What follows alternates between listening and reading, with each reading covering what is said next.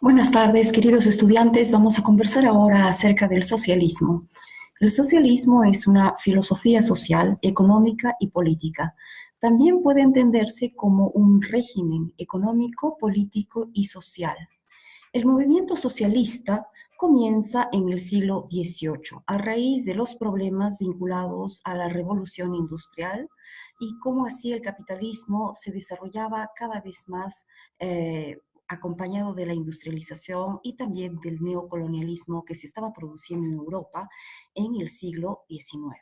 El socialismo entonces es el resultado, el producto de un contexto de industrialización y de uso del capital de manera tal que existía un sector de la sociedad afectado por estos cambios económicos, afectado socialmente y afectado en su economía, en su modo de vida y en su forma de trabajo. Esto llevó entonces a la creación de esta nueva visión, por eso le llamamos una filosofía, a partir de las experiencias sociales de esta nueva clase trabajadora. Los antecedentes del socialismo los podemos ubicar entonces en la época de las revoluciones del siglo XIX y, claro, vincularlas al mismo tiempo a la Revolución Francesa. Muchos dicen que las revoluciones del siglo XIX, aquellas que hemos visto en las oleadas de los años 20, de los años 30 y específicamente en las revoluciones de 1848, se ve y se nota el espíritu de la Revolución Francesa. Todas son hijas de la Revolución Francesa. Entonces, ¿qué es lo que buscaban? En alguna forma, en alguna medida es este rechazo a las antiguas formas o estructuras sociales, como ahora utilizarían los marxistas el término estructura social. Estas estructuras pasadas, estas estructuras de corte feudal que tenían a la cabeza a alguien que era el señor feudal y que dirigía a estos grupos de personas que estaban sometidas, le llamaban señor o amo, y de alguna manera se notaba que esta sociedad era contraproducente con la nueva forma de vida que se había generado a raíz de la industrialización. Ya existía de alguna manera un cierto desprendimiento hacia la tierra. La tierra era antes el centro, el foco del sistema feudal. Sin embargo, la propiedad, tal y como es vista en la época de la industrialización, no es un término simplemente vinculada a la tierra como fuente de producción agrícola, sino la tierra como propiedad para la construcción de fábricas. Una propiedad que ahora va a representar un colateral que se va a utilizar para palanquear préstamos o créditos de las entidades financieras que existen en todos los países industrializados. Entonces, la cuestión social es un término que se utiliza para hablar de estos cambios sociales que se dan luego de esta etapa de restauración, luego de haberse producido estos movimientos nacionalistas en los países europeos. Y coincidentemente, esta época de industrialización y esta ideología nacionalista van a permitir que se creen estas revoluciones de corte social y democrático, que tratan de alguna manera de lograr que la sociedad y las clases trabajadoras participen en el gobierno. Entonces, la revolución de 1800 o las revoluciones de 1848 no se dan solamente en Francia, sino también en los estados alemanes, en Italia, en Suiza, y se nota, por eso se le llama la primavera de los pueblos, que ya no es una sola nación, como en el caso de Francia, en la Revolución Francesa, sino varias naciones interesadas en un cambio social y en un cambio en la forma de gobierno. Entonces, aquí vemos este tema de la cuestión social, es decir, el aspecto directamente vinculado con las clases trabajadoras que también desean participar en el Estado y no solamente dejarlo todo a manos de las clases burguesas, ¿no? Las revoluciones de los países que se están formando, estas revoluciones que hemos visto en nuestro eh, estudio de la Santa Alianza y del Congreso de Viena, defienden el sistema político del antiguo régimen, que sería el absolutismo. Una vez que se crean los Estados-nación, que crean sus propias constituciones, eh, también aparece una nueva forma de trabajo, una nueva forma de ver o de visualizar lo que sería el futuro de estas naciones. Y vimos también los movimientos románticos y cómo es que el romanticismo influye en estas ideologías nacionalistas para revalorar algunos principios, ideas, tradiciones que eran propias de estos estados, ¿no? Alemania, Italia, por ejemplo, que están bastante imbuidos en sus procesos nacionalistas con estas ideas románticas. Entonces, vemos que ya no solamente son las clases burguesas que aspiran a un cambio de gobierno, a la formación de una constitución que inspire y que ilumine los principios democráticos, sino que también vemos ahora a un sector de la sociedad afectado por la forma como el capital se está manejando, como el capitalismo afecta su forma de vida, y este aspecto de la cuestión social tiene que ingresar ahora también en los planes de gobierno, algo que todavía no se había visto, se había atendido a la burguesía, pero no a las clases trabajadoras. Y esto es lo que empieza a generarse con las revoluciones que ya tienen a la clase obrera saliendo a las calles, especialmente en las revoluciones de 1848. Entonces, ¿qué otros antecedentes tiene el socialismo? Claro, por un lado tenemos el aspecto revolucionario para instituir un régimen social democrático y por otro lado tenemos también el aspecto mismo ya concreto de la revolución industrial. Por ejemplo, el hecho de que ahora las obras hechas manualmente, es decir, la labor manual, perdiera valor porque las máquinas que se habían instalado en las fábricas eran más eficientes. Entonces, los telares mecánicos que, por ejemplo, empiezan a producir sustituyendo a los talleres manuales de tejido, obviamente implican un desplazamiento de la mano de obra. La deshumanización respecto de las condiciones de trabajo, empezando por las jornadas de trabajo que se podían extender fácilmente a 10 o 14 horas diarias. Esto incluía sábados y estas horas extras no eran pagadas de manera extra. No había derecho tampoco a vacaciones pagadas o a descanso. Y la enfermedad tampoco era vista como un descanso necesario. Entonces, si una persona se enfermaba o sufría un accidente dentro de las fábricas, no era recompensada o compensada por la pérdida de trabajo de esos días inhabilitados de trabajar. Por el contrario, se pagaba hasta el día que hubieran trabajado, luego no recibían más trabajo y se quedaban sin trabajo, perdían el trabajo. También vemos, por ejemplo, como un aspecto de la revolución industrial es el cambio en la forma de vida de estas personas que pasan de una vida en el campo a una vida industrial, a una vida cerca de las fábricas. Los hombres que son empleados, por ejemplo, en las fábricas de carbón, y los niños también son empleados en estas fábricas, se alejan de sus hogares y las mujeres al principio suelen quedarse en las casas de campo. Esto produce una ruptura familiar, ¿no? Entonces, por un lado, vemos el cambio, el traslado, la migración de la zona rural a la zona urbana, y por otro lado, vemos la transformación en la forma como se vive ahora la vida familiar, ¿no? Los hombres separados de las mujeres que también empiezan a ir a trabajar y los niños. Esto genera un cambio. Las horas de trabajo hacen que la calidad de vida decaiga porque ahora las personas pasan demasiadas horas frente a las máquinas, con horarios muy cortos de descanso y con sistemas rotativos. No hay oportunidad realmente para la recreación, la gente pasa mucho tiempo en las fábricas y regresan muy tarde a sus casas, ¿no? Por eso ahora empiezan a darse los almuerzos ya preparados por las mujeres para que los hombres se vayan todo el día, ¿no?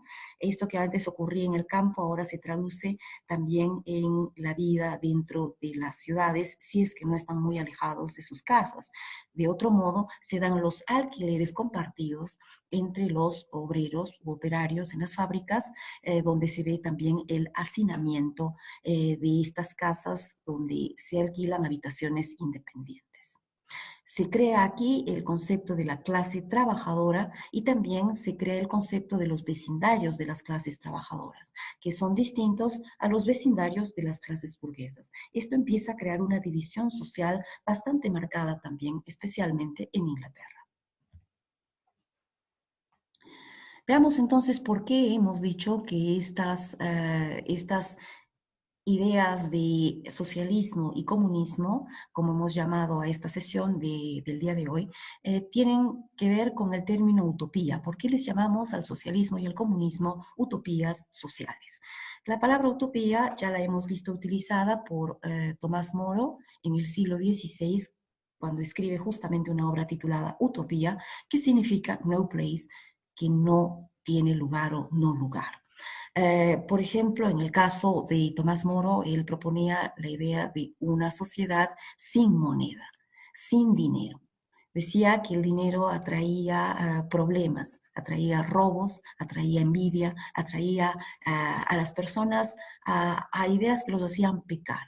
Mientras si uno retiraba el dinero, entonces no ocurrían más estos deseos de tomar dinero de otro porque ya no existía el dinero. Y tampoco había la posibilidad de envidiar a otro por la cantidad de dinero que podía acumular. Entonces, un mundo sin dinero, como propone Tomás Moro en su obra Utopía, no existe. Un mundo así no va a ocurrir y no va a tener lugar o cabida en ninguna sociedad. Y por eso llamamos utopía algo que no va a ocurrir. Federico Engels o Friedrich Engels plantea, por ejemplo, en sus investigaciones, que el socialismo utópico, el socialismo de los socialistas utópicos, que planteaban comunidades que iban a trabajar productivamente y se iban a autosostener, y que iban a tener una vida completamente aparte de la normatividad del Estado, con sus propias reglas, resultaba un sueño, resultaban utopías.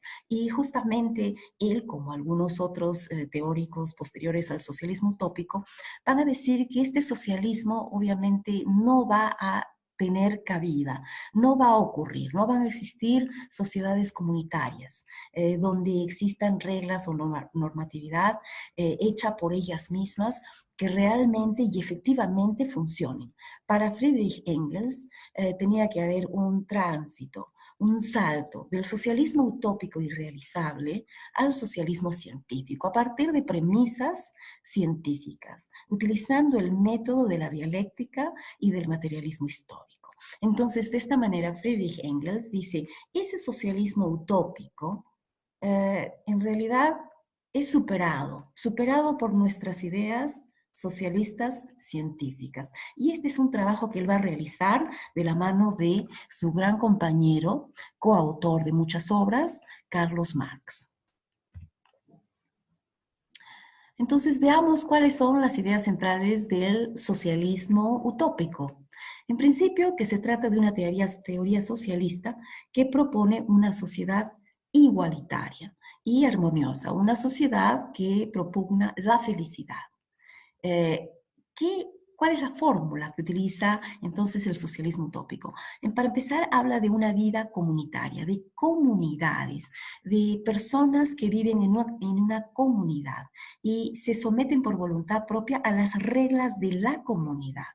Por lo general, ven la utilidad del trabajo productivo, pero también tienen una conexión con la tierra. Y por lo tanto, ven que el trabajo productivo agrícola no debe estar necesariamente en manos de no debe estar hecho con las máquinas, sino debe estar en manos de los propios miembros de la comunidad.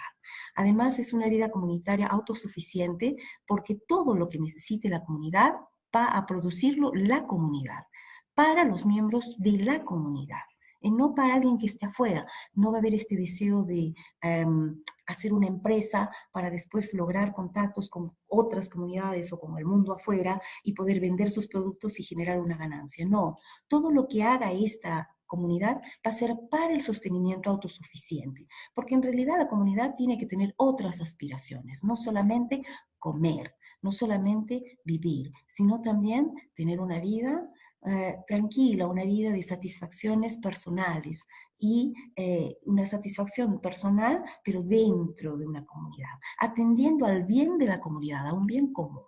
Y al mismo tiempo es autorregulada porque tiene sus propias normas, sus propias formas de seguir esta vida comunitaria. Por ejemplo, entendemos que en una vida comunitaria dentro de este ejemplo característica del socialismo utópico, las personas no pueden dejar de hacer un trabajo asignado por la comunidad.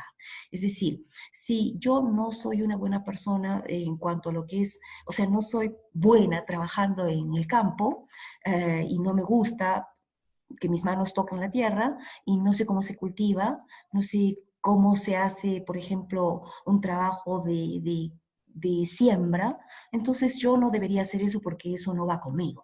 No, en las comunidades de este estilo, de esta característica, digamos, socialista de vida comunitaria, no existe esa posibilidad. Todos tienen que hacer de todo.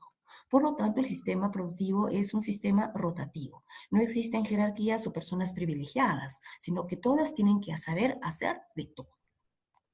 Entonces, ¿dónde quedaría el trabajo intelectual? ¿Dónde quedaría ese trabajo? No todos están en capacidad de hacer un trabajo intelectual, entonces, ¿quién lo haría? Pero esta vida comunitaria no se plantea eso, sino las cuestiones básicas del trabajo, de la alimentación y de la vida en comunidad. No se plantea necesariamente el aspecto del desarrollo intelectual. Tenemos varios personajes que también van a contribuir a este análisis del socialismo utópico a través de sus propios ejemplos de cómo se debe vivir en estas comunidades. Y para esto tenemos varios proponentes a los que se considera o se llama socialistas utópicos. Entre ellos tenemos Henri de Saint-Simon, Robert Owen, Charles Fourier, Louis Blanc, Joseph Proudhon, que son la gran mayoría franceses, Robert Owen, que es inglés, y ellos proponen este tipo de vida comunitaria.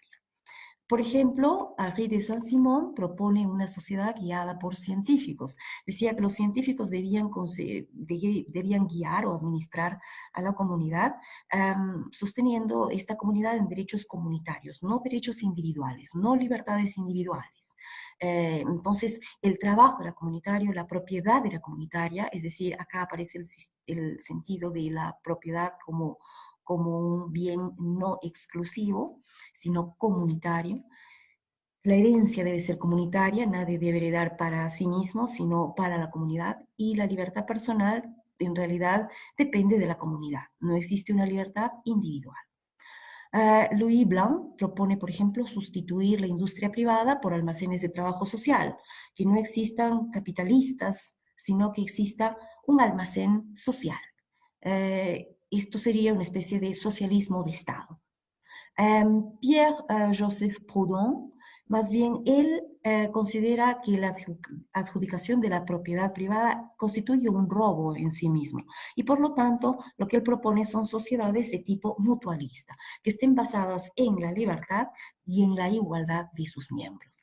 Porque apenas aparece por ahí el concepto de capital o capitalista o burgués, estas ideas son perturbadoras para todos los socialistas utópicos.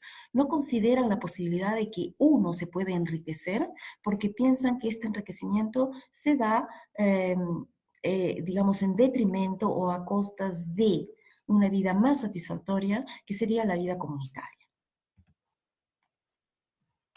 ¿Y cuáles son entonces las ideas centrales del socialismo científico, que según Friedrich Engels supera al socialismo utópico? En primer lugar, que parte de un conocimiento metódico a través de premisas planteadas utilizando la dialéctica hegeliana. Entonces, esta teoría usa el materialismo histórico para explicar las relaciones sociales y relaciones de producción. El análisis que hacen los socialistas científicos, en este caso Karl Marx y Friedrich Engels, es un análisis de las relaciones de producción y de los medios de producción. Entonces, en el socialismo científico hay que superar el socialismo utópico y permitir que efectivamente este sistema se convierta en un sistema político y en un sistema económico que impida que sea un grupo minoritario el que esté en dominio o control de los medios de producción, porque si ellos los controlan va a ser en su beneficio y va a ser a costa del trabajo explotador de un sector amplio de la población, como serían los obreros o la clase proletaria. Entonces, la realidad, tal y como la analizan los socialistas científicos, es que a lo largo de la historia siempre ha existido una lucha de clases sociales por el control y por el poder de los medios de producción. Recordemos que en la época feudal el terreno era importante y era la base del poder de los señores feudales y de los reyes. En este caso se habla de que no debe existir la propiedad privada. Y esa es la base del socialismo. No debe existir propiedad privada. El dominio de los medios de producción tiene que estar en manos del Estado. El Estado en realidad es ese poder central que debe ejecutar lo que vendríamos a llamar todas las acciones u operaciones de industrialización de una nación. Y tiene que repartir esta riqueza de manera igualitaria entre los miembros de la sociedad. Porque dejar en manos de un grupo capitalista el manejo de la propiedad y de los medios de producción, al mismo tiempo lleva como consecuencia una distribución inigualitaria o desigual de la riqueza, permitiendo que unos pocos se enriquezcan y una gran mayoría viva todavía en la pobreza. Entonces, ¿qué plantea el socialismo científico? Que no debe existir más explotación económica y que la única forma de garantizar que esto suceda es que el Estado controle los medios de producción y controle la propiedad. Entonces, el socialismo marxista de Karl Marx propone que el Estado sea el que controle absolutamente todo. Sí, el Estado tiene que controlarlo todo, la propiedad de la tierra y la propiedad de los medios de producción. Ya el ideal utópico del comunismo de Engels es que ni siquiera exista el Estado. Entonces, este comunismo utópico planteado por estos dos teóricos como son Karl Marx y Friedrich Engels, se produce en una era en la que justamente se están dando las revoluciones en Europa, las revoluciones de corte nacionalista que vimos que permiten la independencia de algunos estados, ¿no? Como por ejemplo Grecia, Bélgica en los años 30.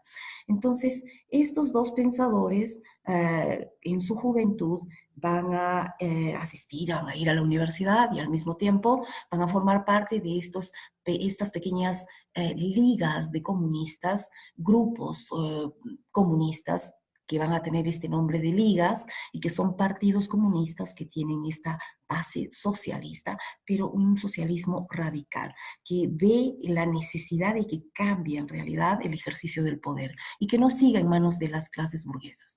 El ataque entonces se va a ir contra las clases burguesas y la cultura burguesa. Karl Marx es un pensador, sociólogo y economista alemán del siglo XIX. Nace en Triers, que es una ciudad alemana, y fallece en Londres en el año 1883. Él es testigo de las revoluciones que se dan en el año 1848 y también de las dificultades de la clase obrera proletaria en Inglaterra. Famoso por su obra Das Kapital o El Capital y posteriormente por haber escrito junto con Engels el Manifiesto Comunista del año 1848, el año de las grandes revoluciones en toda Europa, el año de la primavera de los pueblos. Federico Engels es su gran amigo, también es un pensador revolucionario, un socialista alemán que pone en práctica estas ideas revolucionarias. Él podría llamarse un revolucionario propiamente. Es un dirigente que va a estar presente en la primera y en la segunda internacional socialista. Es un dirigente político, una persona que lleva esas ideas y esa ideología a la práctica. Él es autor de una obra titulada El origen de la familia, la propiedad privada y el Estado. Miren la importancia que tiene la familia para Engels. ¿Cómo la analizará? ¿Qué ideas puede tener respecto de la familia Friedrich Engels? Es interesante, sería importante revisar lo que él piensa sobre la familia y sobre el Estado. Entonces, Carlos Marx va a dar origen al socialismo científico, también llamado marxismo. Y todo va a partir a raíz justamente de este libro que él va a escribir, El Capital o Das Kapital.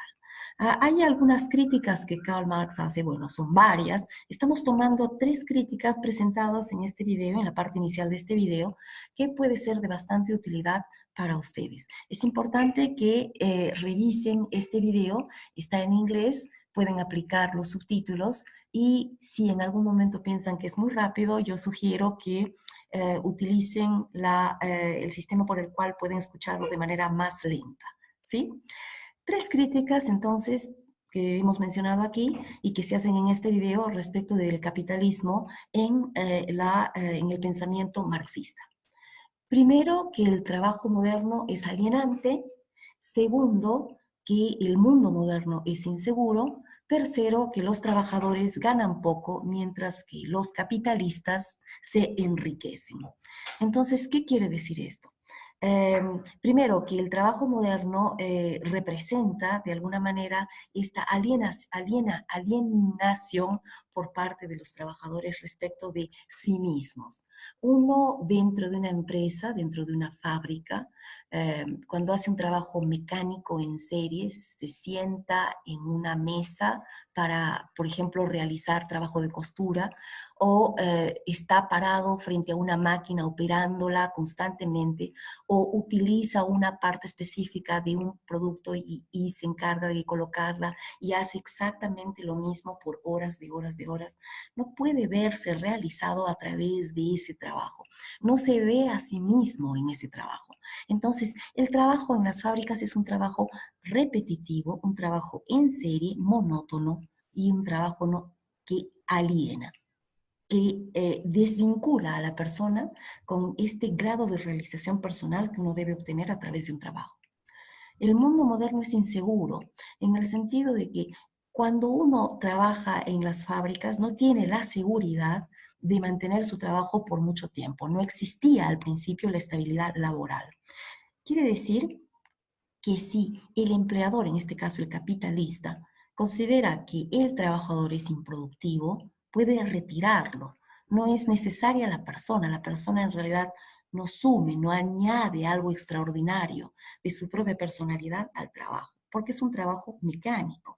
Y las personas tienen miedo a esta inseguridad de quedarse relegadas o ser excluidas del trabajo.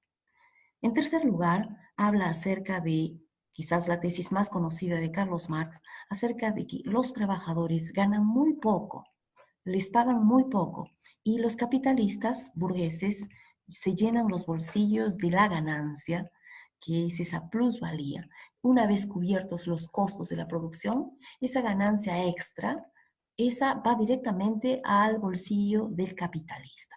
Y esto lo considera él como algo que atenta realmente contra el trabajo de estas personas que no ven el mismo nivel de satisfacción económica que sí tienen los capitalistas. Entonces los invito, por favor, a que vean este video sobre la teoría política de Carlos Marx. Además, este comunismo que propone Karl Marx está también reflejado en estas propuestas que él hace para el Manifiesto Comunista de 1848, que va a ser después seguido y va a ser aplicado en sus principios fundamentales por el gobierno comunista ruso después de la Revolución Bolchevique en el año 1917. El Partido Comunista Soviético se va a encargar de poner en práctica varios de los principios escritos por los comunistas Marx y Engels. La historia política e intelectual de una sociedad está determinada por el modo de producción y su formación socioeconómica. Este es un principio del Manifiesto Comunista. Veamos qué otros principios nos dice. Las clases sociales existen sobre la base de la propiedad privada y de la explotación. La historia de las sociedades ha sido la historia de la lucha de las clases explotadoras y las explotadas. En la actual sociedad moderna, el proletariado es la única clase social cuya emancipación significará la emancipación de toda la humanidad mediante la revolución comunista. La abolición de la propiedad burguesa la abolición de las clases sociales y la abolición del Estado. Importante entender que la palabra abolición está referida a las tres cosas. Abolición de la propiedad burguesa, es decir, la propiedad exclusiva, a la abolición de las clases sociales y finalmente la abolición del Estado mismo. Pero para llegar aquí es necesaria la revolución. Esto es algo muy claro en el pensamiento marxista. No existe la posibilidad de superar el estado de cosas anterior, que vendría a ser la forma de gobierno capitalista, si es que no se produce una revolución. Y esta revolución la tienen que empezar, ¿quiénes? El proletariado, la clase obrera. Ellos deberían ser entonces los dueños y los encargados de manejar, ¿qué? De manejar todo el aparato estatal. Para terminar, me gustaría cerrar esta presentación con un tema que me parece interesante que ustedes revisen y que está vinculado con el comunismo en China. Un hecho histórico concreto del comunismo en China es la revolución cultural de Mao Zedong en el año 1966. Uh, los invito a ver este video. Es una explicación de una ciudadana china que trabaja en la prensa, que hace un análisis desde su visión, que obviamente ella es descendiente de de esta generación, ¿verdad? Esta generación del año 1966 que vive, ¿no? Vive un cambio radical en la forma de conducir sus vidas en China, por una imposición hecha por el gobernante, que es el fundador del partido comunista en China, que es el partido de gobierno en China actualmente, y que impone cambios, ¿no? Una eliminación radical de las antiguas formas de vida, lo que ellos llaman los cuatro viejos o los cuatro antiguos ideales, y trata de sustituirlos por una revolución de corte agrario que no llega a tener tampoco digamos, no llega a cubrir las expectativas del propio Mao Zedong, pero ya Mao Zedong fallece y realmente no logra ver cuáles son las consecuencias. Sin embargo, las consecuencias de esta revolución cultural son hoy estudiadas y analizadas por los jóvenes de este momento, que se dan cuenta de cómo ellos actuaron ellos mismos. ¿Qué hicieron para complacer a los líderes del Partido Comunista Chino? Las cosas que llegaron a hacer y que hoy día ellos consideran nefastas para ellos mismos, para sus familias y para la sociedad china. Entonces, los invito a ver esto, que va a ser, me parece, bastante ilustrador acerca de lo que representa este comunismo utópico. Cambiar lo que la sociedad desea y tratar de sustituir visiones y cultura por ideas impuestas por un partido de corte comunista. Muy bien, chicos, los dejo con esto y nos vemos en nuestro próximo video. Gracias.